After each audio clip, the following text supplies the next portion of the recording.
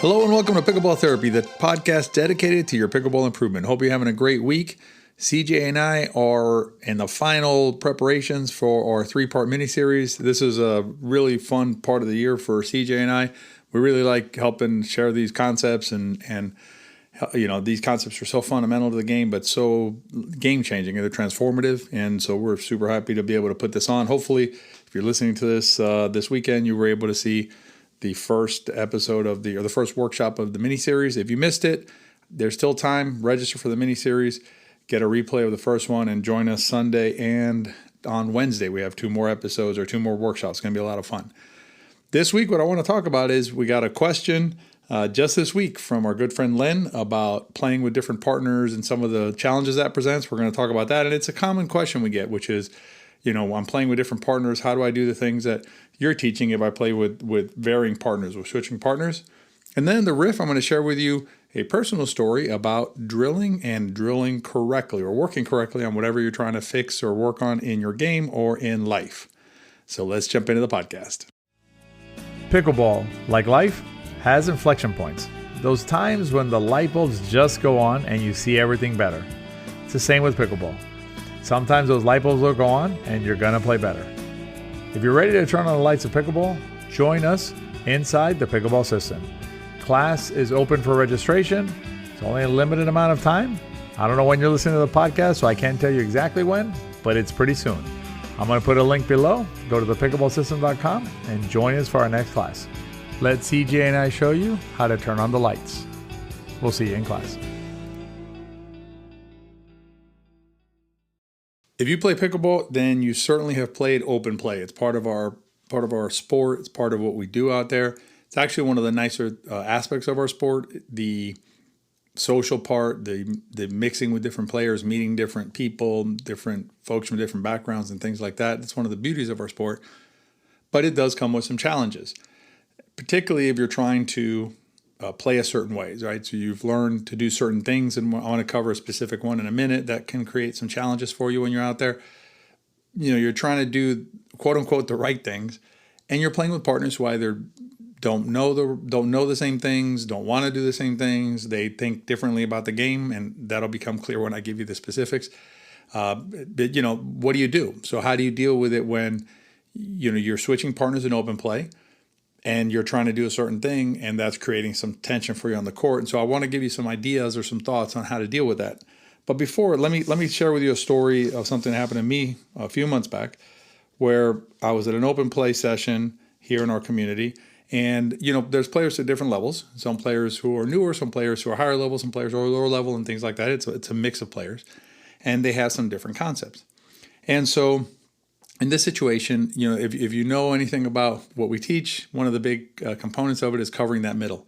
Don't leave that middle open when you're the non-returner up at the non-volley zone line and the returner is still making their way up to the NBZ. And so if you want to know more about it, you can go to the Into Pickle channel on YouTube. We have a video on there. It's one of our original videos, but it still holds up really well to the test of time. So check that out. You get to see Jill on there too, so it's kind of fun. But basically, it's it's a fundamental concept to the way that I play pickleball. And so what I would do in this game is when I was when I was up at the MVC line as a non-returner and my partner was coming forward, I would step over, take that shot, allow them to get up, and then we play the rally. Well, that was not well received by some players because they thought that I was poaching, which, I mean, technically it sort of is a poach because I'm coming over, but I'm not really poaching. That's not the idea. I'm not trying to get over there to hit a winner, like a poach winner, which is normally how I think of poaching. It was more of a, setting up the framework of the rally so that they can get up to the MVZ line and we can play a more sound rally without them having to hit their four shot under duress as they move. That's the reason why one of the reasons why you cover that middle and take that shot. And it was just not going over well. And so, you know, what do I do, right? What do I do in that situation where I'm pretty confident I know the right answer, that's something I should do. And frankly, if they knew how to do it, I have no problem with them doing it when I'm returning. See, so it's not like a one-sided thing. It's not something that only I should do. It's something that either I should do or they should do, depending on who's up at the NVZ line, whoever is a non-returner on the team at the time. But what do? So let's talk about that for a little bit. What to do in that situation where your partner is thinking that, this is not, you're not doing the right thing. And in fact, you're doing something that is, I don't know, hurtful to them or not good because you're poaching or taking their balls, which just that concept. I wish we could get past that concept, but I recognize it's a reality out there. So let's start with the first thing. The first thing you got to think about is, generally speaking, you have agency over yourself, right? So I'm going to step back from the cover the middle for a second and give you some other ideas, and then we'll come back to the cover the middle and how to deal with that one. Because that one, when you're quote unquote taking another player's ball, it's a little more complicated. But generally speaking, no matter how you're playing, if you're playing an open play, round robin with switching players, partners, things like that, you're going to play the game the best way that you can. What that means is, for instance, on the third shot, if you don't like the ball that's hit and you don't think you should move forward, by all means, don't move forward, right? Hold your ground, stay there, move as it makes sense. If your partner gets mad at you for that, that's one where you can tell your partner, hey, listen, no offense to you, but you don't I appreciate what you're telling me, but I'm not going to run up on a ball that I'm going to get slammed. So I'll get up there, but I'm going to get up there in a way that makes sense. I think there you have agency to protect yourself, right? Because if you run up on a ball that's high, guess who's getting pegged? You're getting pegged. So, in that situation, I think you can push back if your partner is somebody telling you, hey, come up, get up, move up. Be like, hey, listen, you play. I understand the way you're playing. You do what you got to do. There's a reason why I'm doing what I'm doing. And we always tell you, if it helps, you're welcome to use this anytime. If it helps you, you can tell them, I'm working with Tony. I'm working with CJ. This is their advice to me. Give them our email address. Say, listen, I'm just trying to follow what my coach is saying. So if you don't like it, here's our email address. Send them an email, explain to them your position. If they tell me otherwise, I'm happy to do it. But I'm trying to follow the advice of professionals who understand the game and are helping me understand the game, more soundly, I guess. And I'm doing it this way. So that's a situation where you can do that. Another example is like if you have a partner who is not coming up to the MBZ line after they return serve, so they return and stay back. I wouldn't stand up at the MBZ line there and just get clobbered. Because again, remember, who's going to get clobbered? You're going to get clobbered. You're the one up there. So what would I do in that situation? I'd slide back to the baseline. And then if they look over at you and give you that funny look, you just say, I'm going where you're going. You tell me. You want to move up? I'll go up with you. You want to stay back here? Let's do it. Let's battle.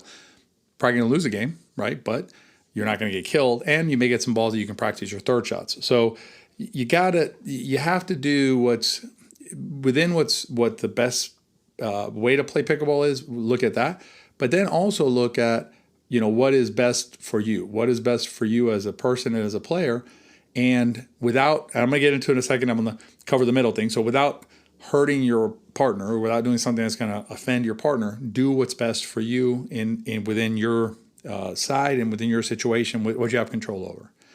Now, there's certain things like the cover the middle, right, where it's just deemed poaching by some players. They look at it that way. If you get into a situation where your partner doesn't like it, you have a couple of options there. One is if it's someone who you know well and is open to it, explain it to them. Tell them to watch a video if you want to. Give them a link, say, hey, check out this video, see what you think, see if it changes your mind. What I'm thinking about is what's the best shot for our team. Here, the best shot for our team is for me to take that first ball. You get up, and we handle business from there. When I'm back, and returning and moving forward, you take it, please, if you can, right? And help me get up, and then we battle better. So it's not like it's not me doing it and you can't. It's both of us do it if it's the right thing to do, right, in that situation. So you can explain it to them if they're open to it. Now, you're going to run into players who are not open to it, disagree, whatever. They've been taught differently for whatever reason, fine. In those situations, you're dealing more with politics than you are with pickleball. In other words, we're not dealing with proper pickleball strategy. There isn't like the proper pickleball approach is here. This is just social interaction and politics and just, and I don't mean politics in the voting sense. I mean politics in the personal interaction sense. And so what I would recommend there is I wouldn't do it anymore. I would just say, okay, whatever. And then, you're going to be at a disadvantage just like you were when I mentioned the the returner who stays back and you can stay back with him. It's not optimal play. You understand that though. So in your mind, you go, okay, we're not doing the best thing for our team, but, I'm not going to get into an argument over a pickleball game with a, random partner in an open play situation. So in that situation, what I would do is I would just say, if that's how you prefer that I do it, then I'll respect that and just move on and understand that your chances of winning just went down a little bit. Not huge. I mean, it can be. I mean, I guess it depends, but as long as the returns are deep, it's not going to hurt you too bad. So there's a wrinkle there. If the returns are short and you're not covering, you're toast. But it is what it is, and that way you at least don't get into a war of poaching versus not poaching with a partner in open play. So let's keep perspective, let's keep context about what we're trying to do out there. As pickleball players, we do want to play our best. We want to do the best we can on the court. But at the end of the day, it's an activity that we're out there doing with some social component to it. We're not always going to see eye to eye on everything, and trying to keep the peace out there, especially in open play rec situations, is probably the best. All right, in the riff, I'm going to talk a little bit about working at something properly versus improperly and share a personal experience that'll hopefully help you as you continue to develop your game. Stay tuned for the riff. As a pickleball player, you are no doubt working on your game. But are you also working on your vision? Doesn't it make sense that better vision will lead to better pickleball? Not to mention better night driving. CJ and I rely on the experts at Visual Edge to help us track those balls so we don't ever miss a shot. If you're ready to take your vision and perhaps your game to the next level, join us inside Visual Edge. I'll link to it below. We'll see you inside. If you're trying to improve your mechanics, the mechanical pillar that we refer to in We Are Pickleball as one of the three pillars of pickleball, then you know, if you've listened to any of our materials or you're a member of our system, that you need to drill, right? Practice is what you need. You need repetition. Playing is great, but playing is not going to get you where you want to get to on the mechanical pillar.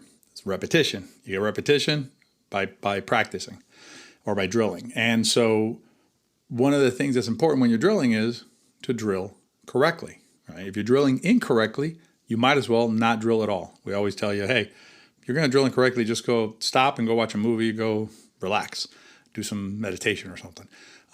So it's really important to drill correctly, to have the correct form, because what you're doing is you're trying to train your muscles, trying to train your body and your mind, that connection, to execute the same shot over and over again using the proper technique.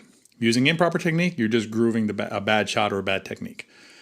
So what happened to me was I've been doing some different exercises I'm trying to get more mobility in my ankles, and there's some, I won't bore you with the detail of it, but there's some things that you have to do to open up the area so they can have better mobility.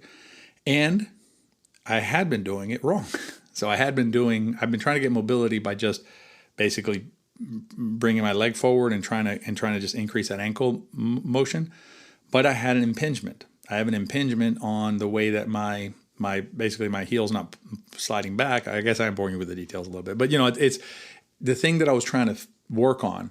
I was going at it the wrong way. I was trying to, basically beat my head against the wall, trying to do something that it wasn't going to work until I get the other thing done first, which is the heel part, in order to allow the ankle to open up more. And a lot of times that happens to us when we play pickleball. We'll be working on technique, H of whatever, and we don't have technique D down yet. And not only that, if I'm going to work on technique D, I need to know how to do it correctly. So, for example, with my ankle situation, I bookmarked the videos of the gentleman that I'm trying to follow the techniques that he's showing to open up the side the heel out and open up the foot better so the ankle can move better. And so I check it. So before I do it, I check it. I make sure my foot's in the same formation he's saying. I check it a couple times, make sure I'm moving my leg in the right way. Once I get that down, then I do the work. And the important thing, again, is realizing what is it that I need to work on, right? And in order, because if I don't do this, the other one won't work. And then checking yourself and make sure that what you're doing is correct. If we can help you with that, the Pickleball system is a great resource. It has a ton of drills in there and a ton of, what we did is we have a lot of materials in there that are like paradigm ways of doing things. So paradigm dink, paradigm volley. So what you do is you check out that video, you make sure that you see how it's done. Then you can do it yourself. You can video yourself. You can compare it against that one, and that's how you make that's how you figure out I'm doing it correctly, right? And then you get the work in and get the reps that you need in order to fix your mechanical pillar. So hopefully that'll help you as you work to improve on your game.